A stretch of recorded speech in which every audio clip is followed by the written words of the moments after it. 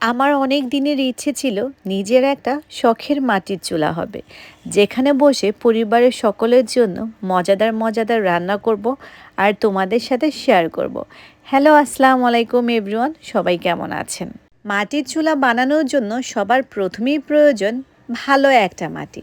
যদিও আমি কোয়ার্টারে থাকি, আমাদের কোয়ার্টারে অনেক মাটি রয়েছে, বাট সেসব মাটিগুলো আমাদের চুলা বানানোর জন্য একদমই উপযুক্ত না।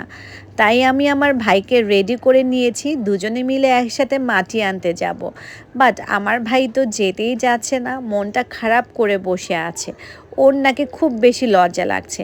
ওকে যে কত কিছু বলে আমার কনভিন্স করার লেগেছে। মাঝে মাঝে শখ পূরণের জন্য অনেক কাঠখড়ি পোহাতে হয়। যাই হোক, আজকে আমরা চলে এসেছিলাম এই আইএসডিতে। এইটা হচ্ছে আমাদের বাসা থেকে খুব বেশি কাছে। আমার তখনই একটা গাট ফিলিংস বলছিল যে এখানে আসলে আমি খুব ভালো একটা মাটি পাবো। তো এখানে আসার পর আমি চারিদিকে খুঁজতেছিলাম যে ভালো মাটি কোথায় পাবো।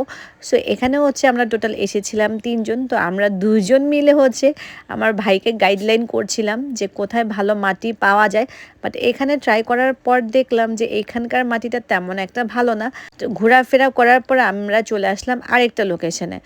এখানকার মাটিটা অনেক বেশি ভালো ছিল, বাট চারিদিকে এত বেশি মশা ছিল, মশার কামড়ে আমার ভাই তো একদম অস্থির হয়ে যাচ্ছে।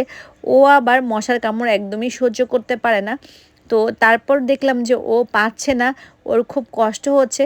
তাই ভাইকে আর কষ্ট না দিয়ে নিজের কাজে, যেহেতু শখটা আমার, শুধু ভাইকে কষ্ট দিয়ে কী লাভ, আমার নিজের কাজটা আমি নিজেই করে নিলাম। তারপরে নিয়ে নিলাম একটা রিক্সা, যেহেতু ওর খুব কষ্ট হয়ে যাবে, কারণ মাটি অনেকটাই ওজন, আর এত ওজনের মাটি ও আসলে ক্যারি করতে পারবে না। তাই আমি আর হচ্ছে আমার পাশের একটা ফ্রেন্ড মিলে 2 জনে একসাথে চলে আসলাম মাটি নিয়ে।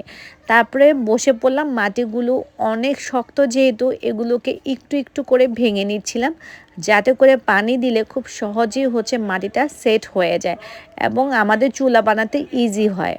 যে কোনো জিনিস দেখলে আমরা কিন্তু ভাবি যে জিনিসটা করা আসলে অনেক সহজ, বাট যখন আমরা কাজটা করতে নিই তখনই আমরা উপলব্ধি করতে পারি যে আসলে যতটা দেখা যায় সহজ, কাজটা কিন্তু তত আসলে সহজ নয়।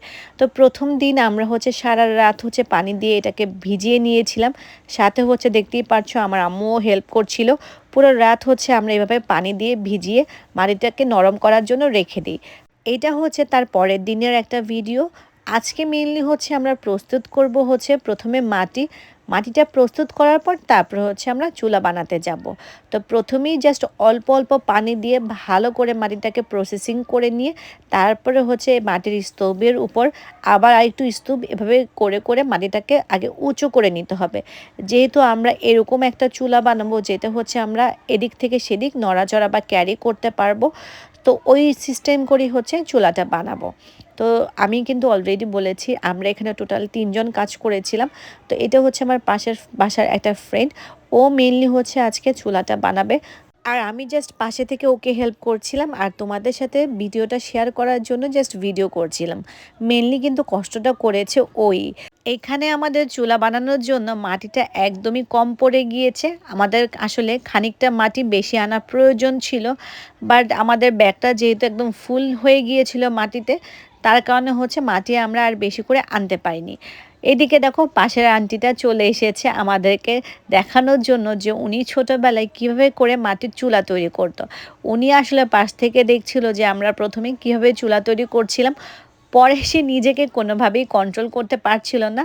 তো উনি এসেও হচ্ছে আমাদেরকে পাশ থেকে হচ্ছে হেল্প করছিল, দেখিয়ে দিচ্ছিল যে কীভাবে করে হচ্ছে উনি ছোটোবেলায় চুলা তৈরি করতো। অনেক ছোটোবেলার অনেকগুলো স্মৃতি তার মনে পড়ে যাচ্ছিল আর এগুলো আমাদের সাথে শেয়ার করছিল। আসলে মাটি এরকম একটা জিনিস যেটার সাথে কিনা আমাদের অনেক স্মৃতি জড়িত থাকে। আমারও ছোটোবেলার এই ধরনের কিন্তু অনেক স্মৃতি জড়িত রয়েছে। যেমন হচ্ছে ছোটোবেলায় বিশেষ করে হচ্ছে আমরা কিন্তু নানুর বাড়িতেই বেশি যাওয়া হতো, যেহেতু হচ্ছে আমার ছোটোবেলায় দাদা দাদু মারা গিয়েছে, তাই আসলে দাদার বাড়িতে তেমন একটা যাওয়া পড়তো না, নানার বাড়িতেই বেশি যাওয়া পড়তো। তো ছোটোবেলায় কিন্তু হচ্ছে আমরা এইরকম মাটির চুলা বানিয়ে কিন্তু সবাই মিলে একসাথে ফ্রেন্ডরা মিলে জোলাবাতি খেলতাম। মানে আমাদের দেশে জোলাবাতি বলে, অনেকের দেশে হচ্ছে চড়ুই বাতি, এরকম অনেক ধরনের নাম রয়েছে বা পিকনিক যেটা তোমরা এখন বলে আর কি। তো এগুলো করতাম একসাথে মিলে, সবার বাসা থেকে চাল উঠাতাম, ডাল উঠাতাম, ডিম উঠাতাম, টাকা উঠাতাম, এগুলো সবাই একসাথে মিলেমিশে তারপর হচ্ছে রান্না করতাম। এগুলোর মধ্যে আসলে অন্যরকম একটা ভালোবাসা, যেগুলো কিনা এখন আসলে পাওয়া যায় না, বা আমাদের ছেলেমেয়েরা এখন সেই সুন্দর স্মৃতিগুলোকে পাবে না। ওরা আসলে এগুলো পায়নি বা এগুলো দেখে দেখে বড় হয়নি। ওরা তো, যেমন আমার মেয়ের কথাই বলি, ও তো মাটির চুলা কী জিনিস সেটা জানেই না। আজকে প্রথম হচ্ছে আমার সামনে দেখছে যে মাটির চুলা কী, এবং সেটা ওর কাছে অনেক বেশি ভালো লাগছে। আমাকে বারবার বলছিল যে যাতে করে ওকে এই মাটির চুলাতে রান্না করে দেই। আর মাটির চুলা যে কোনো খাবারই রান্না করা হোক না কেন, এক্সট্রা একটা ফ্লেভার চলে আসে আর খেতে এত সুস্বাদু লাগে যে মুখে লেগে থাকার মতো আর কি। আর এই মাটির চুলাটা দেখে আমি তো আর কোনোভাবেই তর সইতে পারছি না যে আমার মাটির চুলাটা কখন তৈরি হয়ে যাবে, আর আমি এটাতে বসে মজাদার মজাদার রান্না করে আমার পরিবারকে খাওয়াবো, আর আমি নিজেও খাবো, আর সেগুলো হচ্ছে তোমাদের সাথে শেয়ার করব। ঢাকার এই কোলাহলপূর্ণ যান্ত্রিক জীবনে গ্রাম বাংলার ছোট্ট একটা চিহ্ন আজ যুক্ত হচ্ছে আমার পরিবারে। আমি খুব সাধারণ পরিবারের একটি মেয়ে, তাই দামি দামি গাড়ি, দামি দামি বাড়ি এগুলো শখ থাকলেও সাধ্যের মধ্যে নেই। কিন্তু এই ছোট ছোট শখগুলো কিন্তু আমার সাধ্যের মধ্যে রয়েছে।